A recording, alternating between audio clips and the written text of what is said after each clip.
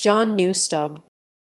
John Knewstub, or Knewstubs 1544–1624, was an English clergyman and one of the participants in the Hampton Court Conference of 1604 representing the Puritan side.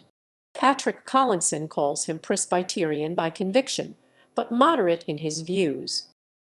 Life. He was born at Kirkby Stephen in Westmoreland in 1544 and entered St. John's College, Cambridge, where he graduated B.A. 1564, and on 21 March 1567 was elected a Fellow. In 1568 he proceeded M.A. and in 1576 took his degree as B.D. He became noted as a controversialist, particularly as a writer against the teaching of Henry Nishalis and the family of Love. In 1576 he preached against their doctrines at Paul's Cross. On 13 August 1579 he was presented by Sir William Spring to the rectory of Cockfield, Suffolk, in succession to Richard Longworth, and continued to hold the living for the rest of his life. Under the patronage of the Spring family, Cockfield became a centre of Puritan doctrine.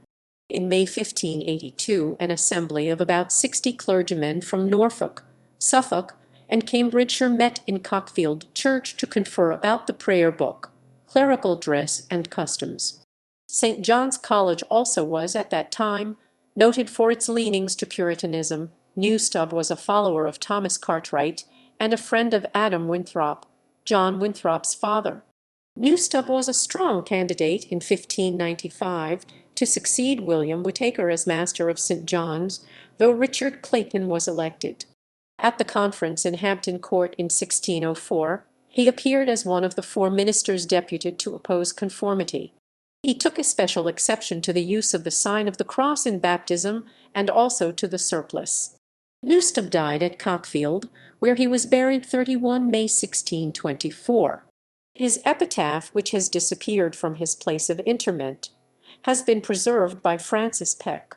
He does not appear to have been married. Works. The Evangelium Regni of Henry Nishalis, composed originally in German, had been translated into Latin, and in 1579 Knewstub translated a large portion of the Latin version into English, with comments in which he unsparingly denounced the tenets advanced. The work was dedicated to Ambrose Dudley, 3rd Earl of Warwick, and the contents of the volume show that Knewstub was, by this time, well known at court. His lectures upon the 20th chapter of Exodus of 1577 had been dedicated to Dudley's wife Anne.